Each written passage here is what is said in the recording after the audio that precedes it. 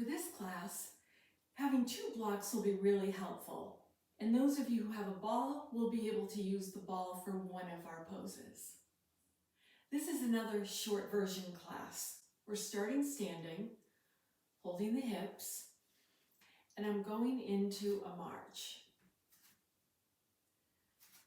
Some of you will do a smaller march, bringing the foot just a little bit up off the floor and going to the second side. If you're practicing balance, maybe you hover the foot over the floor for a few seconds. And some of you might be doing a much higher march, bringing the knee up higher than the hip flexor, maybe up to the waist or even above the waist. And it's fine to mix it up. So maybe you're doing some high, maybe you're trying some low, maybe you're trying very slow speed, and then maybe you go a little bit faster. So it's all good. Figure out what is kind of working for you today. We tend to get into a pattern and we stay with it. So really test your ability to not fall into a pattern and keep changing up the pace. Just see what that's like. No need to do what I'm doing. This isn't complicated. You'll know what to do. But we all know that to fix the gaze point on something that's not moving, so perhaps moving your gaze from looking at the screen to just a little bit above the screen might help in your balance. And we'll get both feet down on the floor, open up the stance, have the feet open, get the hands down to the knees and come up and down a few times. Trying to get the shoulders to be like an elevator coming up over the hips. So that just means not forward folding or being in a forward bend, but being as upright as possible. Coming all the way back up, we'll sway a bit from side to side.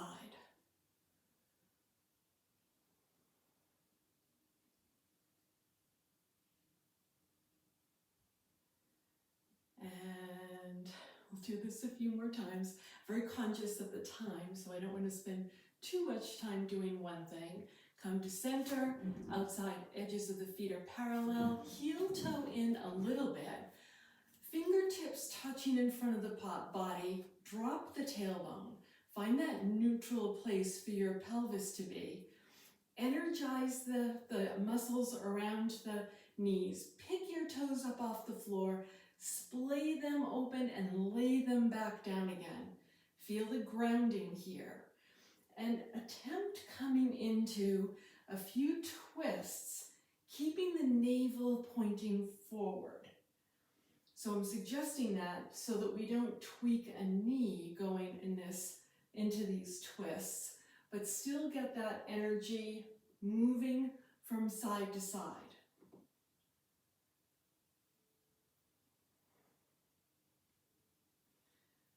Let's bring the body facing forward, reach the arms up overhead, bend the elbows so you hold opposite elbows and tilt a bit from side to side.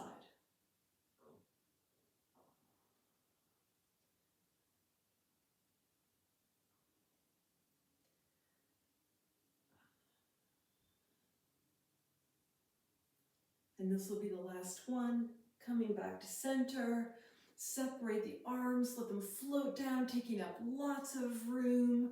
The arms will eventually make it all the way down, and we'll do a few shoulder shrugs, 2 at a time. And then swap that out for 1 at a time.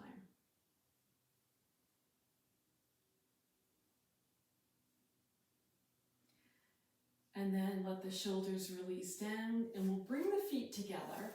Bring the arms up overhead again. Feel the floor, feel your mat. This is Tadasana, mountain pose with the arms up overhead.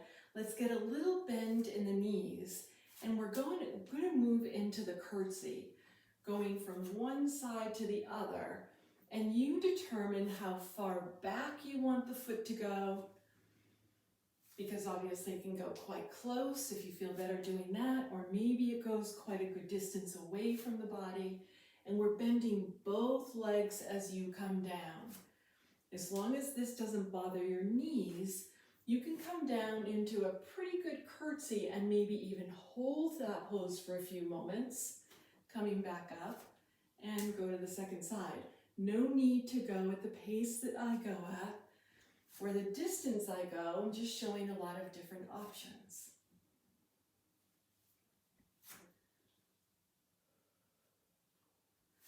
And keep the arms reaching up, up, up as best you can.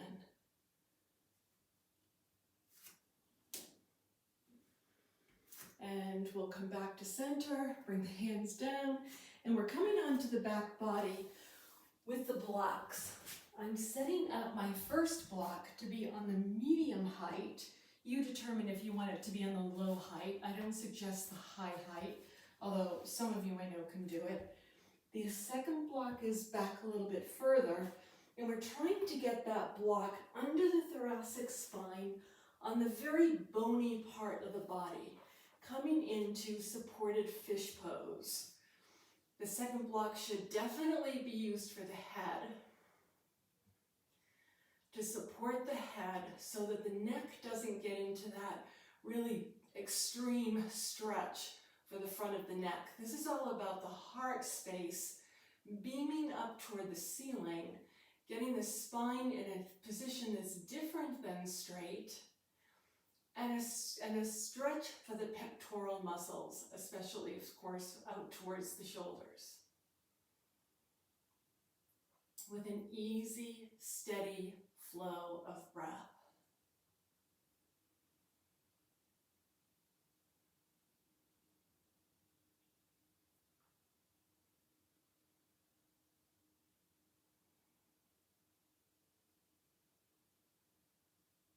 And to come out of this pose, bring the hands up over your face, drop the fingers behind the back of the head, grabbing onto the skull.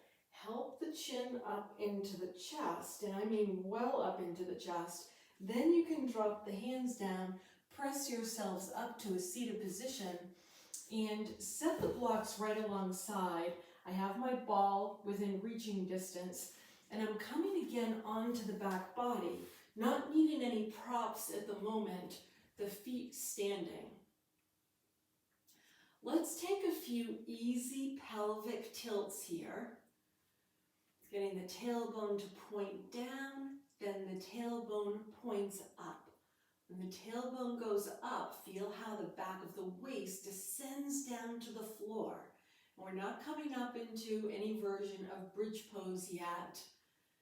So the spine stays long all the way down to where it attaches to the sacrum. And then let that motion go. I want to get out of that pace of that motion. Get your weight transferred a little bit over toward the right hip. That should be the real soft tissue of that hip. And go ahead and redo the movement of the pelvic tilt, but all on the right side. That means that you've got to press a little extra weight into the left foot, so we're kind of coming over more on the right.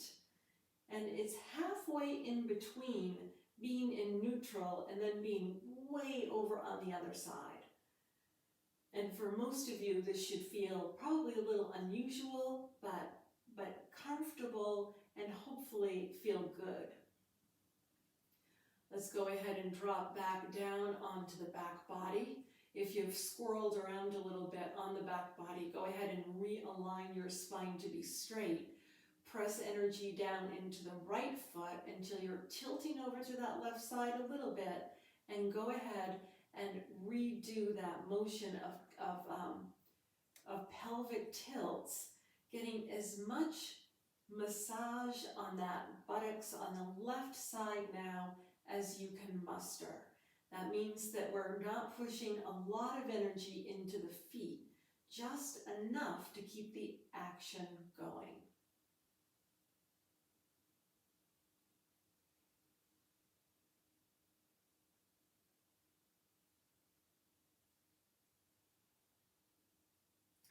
And if it feels good to have that energy pressing down right in the center of the buttocks, go ahead and you can linger there for a moment or two. And we'll let go of that motion. I'm reaching for my ball. If you don't have a ball, it's okay, it doesn't matter. I'm reaching for my ball, and I'm going to put the blocks underneath my feet to come up into a high bridge pose. Some people don't like the blocks under their feet. You know who you are. I have blocks under the feet, ball in between my knees. I'm going to hold the outside edges of the mat, and I'm pulling my shoulder blades down a little bit. I actually lift them up and then lay them back down again so I can slowly ride my spine all the way up, up, up, up, coming up into a full bridge pose. You can either continue holding on to the edges of the mat, or you can interlace the fingers behind the back body, rock the upper arms towards one another, and then press the hips up again. The sternum is lifting, the front of the chest is wide, and the chin is moving away just a little bit, so you don't feel any kind of congestion in the neck area. Keep the hips lifting, lifting, lifting. See if they can go up any higher, and try a few pulses on the ball if you're using one. Using those adductor muscles, you might even hold the pulse for a little bit, let go, unleash the hands behind the back body, slowly roll the spine all the way down. Grab onto the ball, send the feet up into the air, ankles grab onto the ball, arms out to the sides, and try having the legs come together. So we're pulsing the ball in between the ankles and repeating that pulsing action a few times. Now I know the blocks are down there. Go ahead and point your toes, bend your knees until the toes come down to the blocks, and straighten the legs again. Bending and straightening. Bending, straight. Bend, straight. This time leave them straight. Allow the legs to start yearning for the floor and back up again. And 2 more times. Yearning toward the floor and back up. And last time. Yearning, hold for a bit, bend the knees, bringing the ball in toward the chest, grab onto the ball, let's set it aside. Remember, the blocks are there, so use your feet to get them out of the way.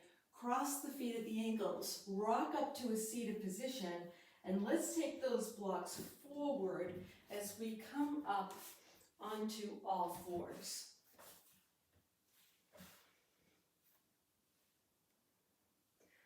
Up onto all fours with my hands on the blocks. I'm really plastering the scapula onto the back body, sending right leg back, left leg back, coming into high plank.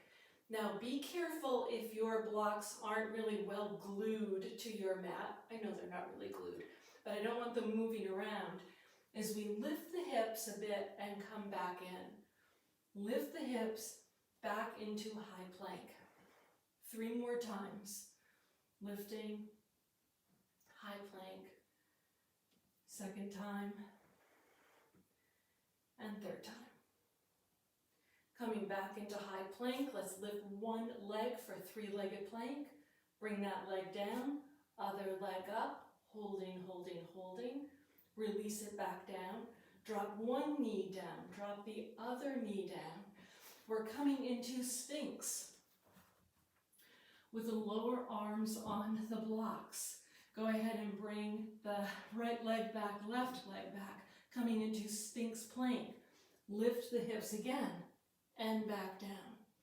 And lift again, and back down. 3 more times. Lift, down, lift, down. Last time. Lift, down, drop one knee down, drop the other knee down. And let's move the blocks out of the way. Still on all fours. Extending the left arm forward, right leg back. Bring everything in so that you can touch knee to elbow and extend back out again. Into touch, extend back out. Into touch, extend, into touch, extend. One last time, into touch, extend back out. Hand comes down, knee comes down, and let's go to the second side. Right arm forward, left leg back. In to touch or nearly touch and extend back out. And in and out. And in, out, in, out. 2 more times if you can do it. And finally, hand down and knee down. Let's bring the hands back so we can stand up on the knees. Bring the arms up overhead. Hold opposite elbows. Tilt from side to side. Nice, slow, thoughtful motion.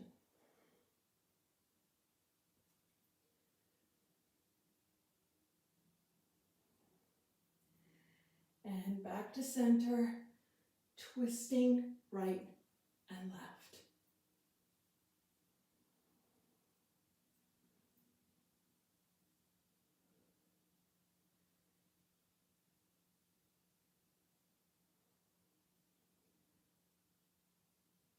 And we'll drop the arms down. Go ahead and bring the hands down to the floor. You can walk them forward so that we can walk our knees over to the right side of the mat. Drop the hips down and swing the legs all the way around. We're coming onto the back body by holding the tops of the shins. Cross the feet at the ankles. Find a rounded spine. And let's take a few rolls on the back body. Those of you who practice with me regularly know all the options here. You can either keep your body in this tight configuration, or maybe you start to straighten the legs out, come into a forward fold, come back into the egg roll, maybe touch plow pose, and then come all the way down again. It's all good. Some of you might prefer holding on to the bottoms of your thighs and keep this rocking action going.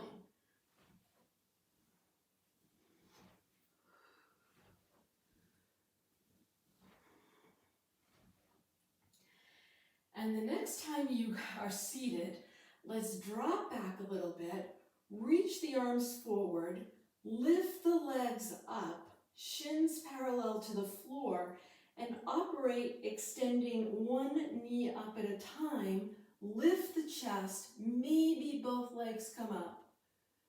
And then bend the knees, roll all the way down, hands out to the sides.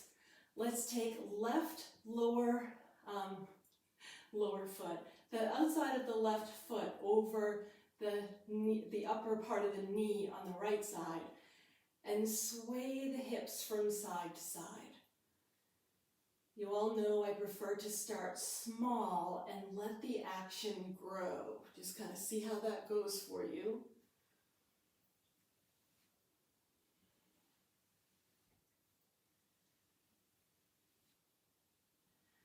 And coming back to center, we'll do a few reverse crunches, bringing the knees in toward the chest.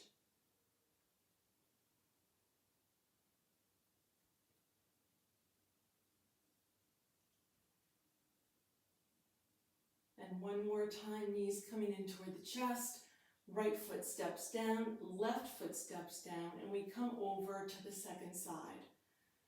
Reverse crunches, whatever pace is resonating for you.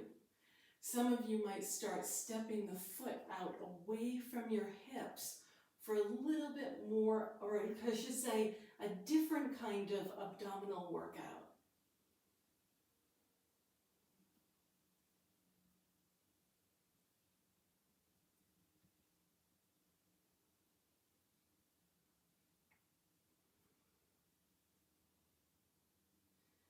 And bringing both knees in toward the chest, Let's hold on to the area above the shin, cross the feet at the ankles again, rock all the way up so that we're coming up into a forward fold.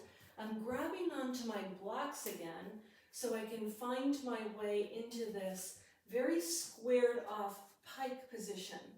My legs are straight. My tailbone is reaching up, up, up. My arms are nearly straight with just a tiny bit of bend in the elbows. Bring the feet together until the inside edges of the legs are touching. Let's float up the left leg, being very conscious about keeping the hips quite level and even. Go ahead and bring that leg down. Switch over to the second side. The right leg floats up. And let it float down. We'll repeat again. Now I'm bringing left leg up, and I'm thinking about bringing right arm forward. Variation of Virabhadrasana 3, Warrior 3, dropping everything down, lifting up right leg behind, and thinking about, or maybe raising up the left arm.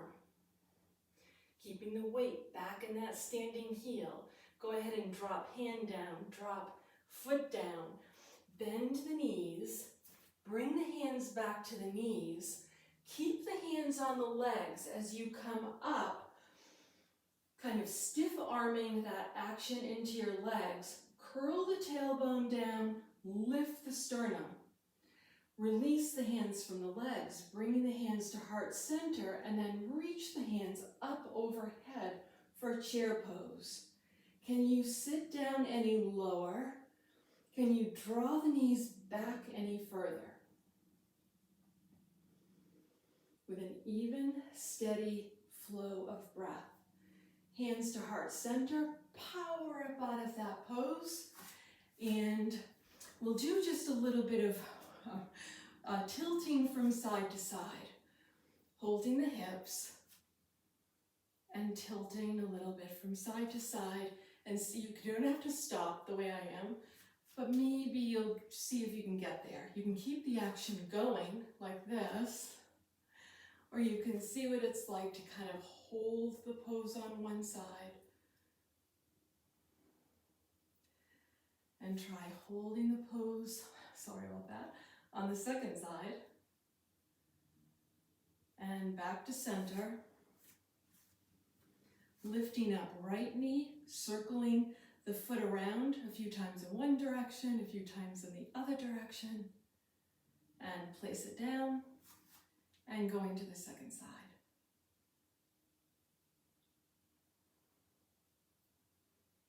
And place that foot down. Vrikshasana, tree pose. Finding my Tadasana to start. Shoulders relaxed, tailbone reaching down for the floor. Hands to heart center.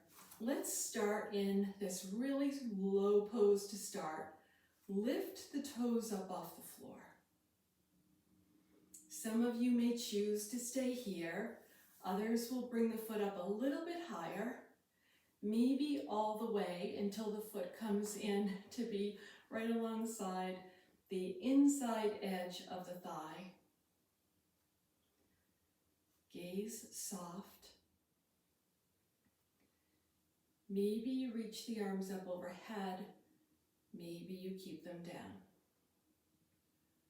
Little bend in the knee. When the hands finally return to heart center, drop the foot down to the floor and we'll take it on the second side. Find that really big platform of the foot on the right side, starting in that low balance pose, and then deciding how far up the leg you want to come. I have to follow my own advice and not look at the screen. Keep my knee out, my hands pressing together, energy coming in toward the center of the body and reaching up. Maybe the arms reach up overhead. An even, steady flow of breath. And eventually the hands come to heart center, that little bend in the standing leg, step the foot down, both feet together, hands together at heart center. Namaste.